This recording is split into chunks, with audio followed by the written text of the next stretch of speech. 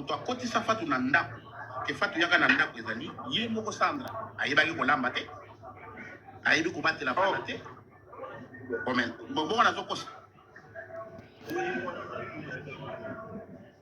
bozo mona kaka mama Sandra azoka ye kwa bolamba te Fatou mama Sandra ayebi kolamba te azwa Fatou po Fatou a aider na kolamba ala saye kolamba.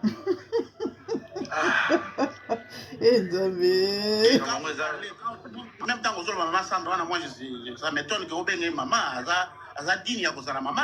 Ah, jusqu'à ce point. Non mais moi je suis à respect elle aussi à moi c'est banane bambal. Respect elle aussi à moi c'est banane pas babukilo na ye. Respect elle aussi à moi c'est banane pas maman ya mbal na ye. Ya mawa. Zambe na moya, olatike mo vandina bo santu. Ozinga mina bajelo, akoye mela kayo tongo pe popa. Zambe na moya, olatike mo vandina bo santu. Ozinga mina bajelo, akoye mela kayo tongo pe popa. MDG TV, une chaîne Went pour la cause de Christ. Mafuta Yasika, Mafuta Yasika, Mafuta Yasika.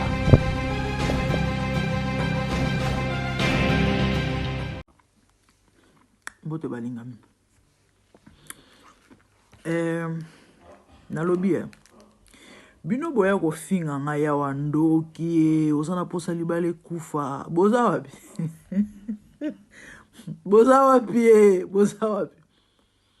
boza wapi ngana ana posa libala sanda kufa boza wapi libale kufa kala boza wapi bino boya ko finga ngai ba commentaire mususu te fona fungola nini wana bosa na ofungola o na kanga ya ba commentaire la famille non qui passe bandeko nayebi ke ba connaissance bandeko famille ya Sandra Mbogozo landanga pardon botindela ngai vidéo o to pe bokomisela ngai conseil on a opesa ya ça so mokile ganga c'est pas parce que yo lobby lote et mokile gangi po bato bayoka ki ba eko mais amaona a pas ces que bandeko belle famille à Sandra eko réagir dans les réseaux sociaux mais Sandra lobi lote Sandra n'a rien dit mais belle famille eko réagir et amaona a pas ces ali niveau bazako sambwi c'est la mwana mwasi oyo certainement tanga royoka ba émission basemi qui ne basali aolela mami supenza otangaye mais na osenga na Sandra Mboye yaya nabi keza facilité même moi qui te parle si j'étais à ta place elingiza compliqué mais na obondelo na bolingo nzambe koloba te kosala sortie médiatique na makambo te zela soki esengo loba un jour prends ton temps zela penza zela mupepo eleka ata après 1 an ata plus maman koloba te parce que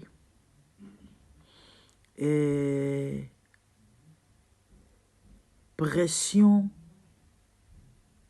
ya zolo bible zoloba ebimisa makila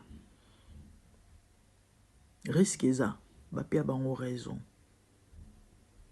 parce que bilo aboye et ça la capacité na kande sanganaka sko place satana zala penda za uzagi auzela aluka porte yaya ko réagir te ko loba te ko répondre te parce que tout ce qui se dit là yo lobi lote voice mote vidéo mote Sandra beti li solo te ezara mokili batunde ba lobi parce que ba constata ki parce que ba mona ki parce que ba yoka ki parce que mais belle famille leki et plus grave bana mibali o ba oloba bana ya mibali nzoto malili boyoka nano oyo leki ya Noro Jean Bosco Manseba Jean Bosco boyoka a manqué maman ou yanga respecté. On a respecté maman na il faut y pas respecter maman na. Donc tant que tu manques de respect à notre maman, est-ce que tu te roulinga yo to ya pas na ko le ça la biso. Mais papa Sébastien, au moment où tu as bien pour ça passe parce que vous avez déjà pasteur Bosco abimara déjà na maman Fatou. Pourquoi vous permettez qu'il y a pas la nef Fatou à au bas la sous non bien. Pourquoi pas la Fatou avant? Est-ce que pour na kobala ngai il faut na décider pour na ngona ngwa sina kobala. Moi, je vais accompagner mon frère. Mon frère me dit, voilà la femme que j'aime. Je dis, ok, tu aimes cette femme-là, j'accompagne mon frère. Jusqu'à preuve du contraire, Malobaya, pasteur, Ndeko Yangai, pour vous autres, à Tchafa de Zemi, Fatou Azana Zemite, et Zali Masolo Lokota. Au Fatouana, vous autres, Fatouana, c'est une femme qui, où est Azana Moine. Fatou Azana Moine a presque 7 ans. Fatou azana mwana azana kapela mutu na ye Fatou bazolo balobalo lelo wana mutu akotisa Fatou na ndako ke Fatou yaka na ndako ezali yile moko Sandra ayibaki kolamba te ayibi kubatela bana te bona tokosa bozo mwana kaka Maman Sandra azoka ye pa bolamba te. Fatou Sandra ayibi kolamba te azwa Fatou po Fatou a aider na kolamba ala saye kolamba.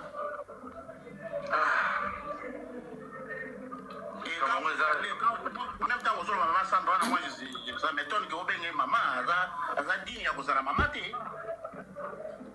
Pour le respect pour la moi aussi. Non mais moi je suis à respect elle vous moi si banage pas mbal na ye. Respect elle vous moi si banage pas babukilo na ye. Jean Bosco. Jean Bosco. Jusqu'à ce point, ton petit frère. Aolobana mwasi oyo aboteli obana. Ata lelo olingi sous sandate parce que Jean Bosco a sali sortie médiatique. Il parle de la mère de ses enfants. Je crois que Batobele Bolandi. La mère de ses enfants et non sa femme. Mouto aboteli obana. Et ton frère, ton petit frère à toi.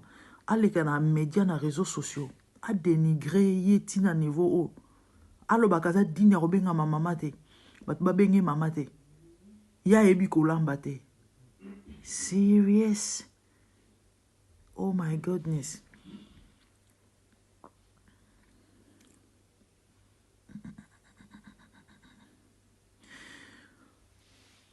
comment mibali rosa minoko boye o famille ndeni mibali minoko boy on a réseaux sociaux na miso bato muto lo baboy siko kana kata ndako yo na ye de yango ye mo mobala na ofinga mo silibo ya mama na ye bota la famille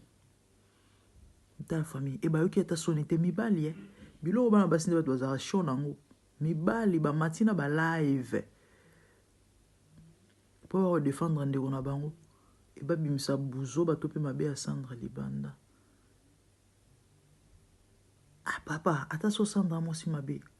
Comment tu peux permettre ça? Tina niveau. Yawo ya obeng sa fato ya relaxer kolamba. Kolambe koma nango na YouTube biloko tout aux ala bezo lamba okuta on arrête YouTube. Ah Nzambe. Ma Sandra, courage. Courage. Courage. Courage. Yaya. So moni moi mbali. Ana forme mon la nino. Fais très attention. Et bazami est clair. Bazami est clair. Et pour bazaka bi koloana généralement. So mon moi mbali koloana. Ya pembe. Mon forme est nino. Fais très attention. Fais très attention. Trop de cas, une sorte des insanités dans l'air bouchant. Ils ne savent pas respecter la femme. Comme moi, si. tina niveau naoki pasi naoki mawa ata so mabe ezalaki babenga ngo nini mwa babenga ngo nini baretenir fo ezala mwa minimum ata minimum ya respect maximum tata minimum ya respect na mwasi abotela bino bana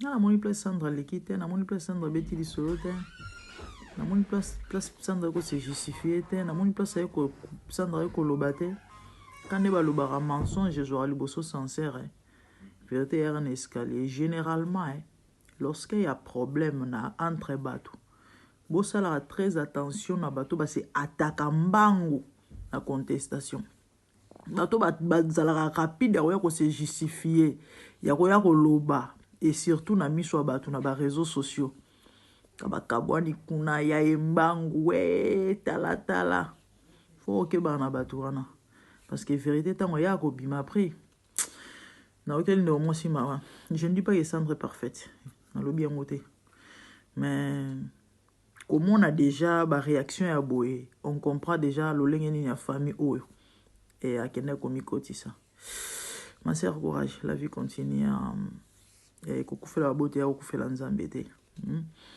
et nzamba za mbo moyi apeso makasi abatela. Je vis le Seigneur assis sur un trône très élevé, et les pans de sa robe remplissent les temples. Les séraphins s'étaient au-dessus de lui et criaient l'un à l'autre, disaient Saint, Saint, Saint est l'Éternel des armées. Toute la terre est pleine de sa gloire. Dans les cieux des cieux, là où vivent les rois, il y a des créatures qui l'adorent et les louent. Dans les lieux célestes, là où règne mon roi, il y a des anges qui chantent jour et nuit en sa gloire. Les 24 vieillards et les 4 êtres vivants, ensemble avec les anges, chantent ensemble mon air. Ils ont réussi d'adorer les rois, car il est l'unique, le seul vrai Dieu. Seigneur, reçois favorablement les paroles de ma bouche, car les portes furent ébranlées dans leur fondement par la voix qui retentissait, et la maison s'était remplie de fumée. Glorifie-toi. Dans les cieux, sur la terre, même sous la terre, toute langue confesse que Jésus est Seigneur, car il est élevé au-dessus de toutes choses, et son nom est au-dessus de tout nom. Jésus, je m'avance devant toi, oh mon Dieu, mon roi, unissant ma voix avec ceux des anges, en jetant nos courants et des coups pleins de parfums odoriférants, nous rendons gloire.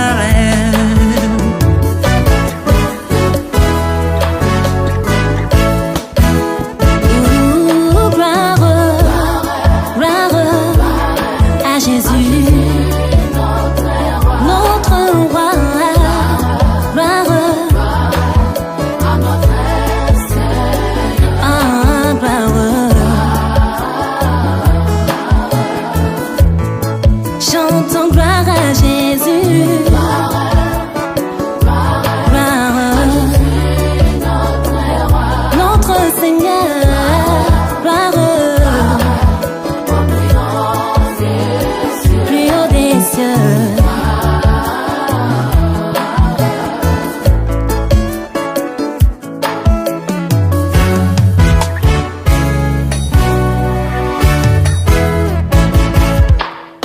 Il est beau d'annoncer les matins ta bonté.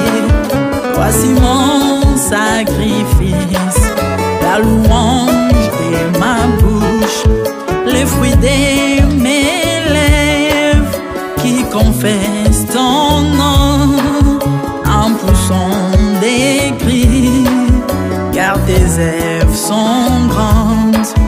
Bienvenue jour dans ta face, que 1000 ailleurs, car tu es mon soleil, mon bouclier, ma tour forte. Tu me donnes la force du bif, tu m'arroses d'une huile fraîche. On ne se plaît à contempler mes ennemis grâce à toi.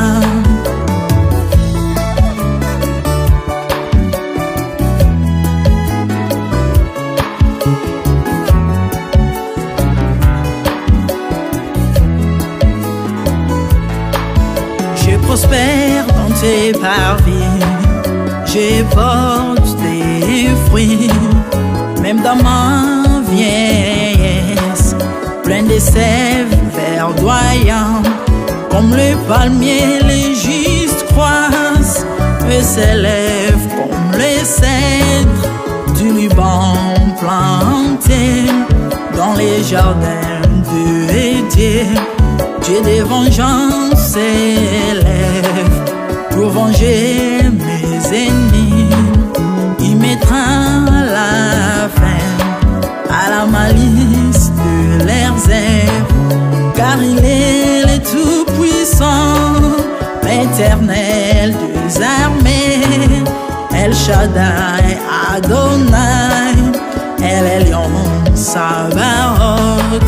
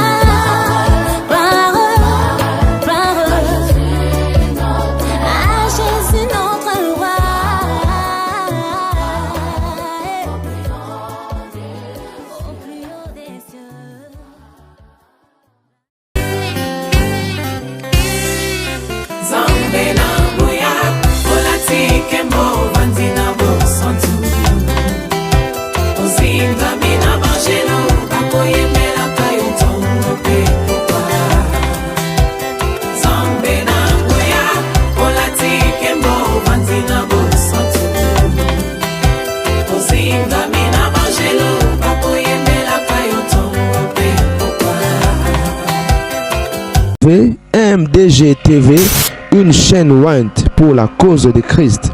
Mafuta ya Sika, Mafuta ya Sika, Mafuta ya Sika.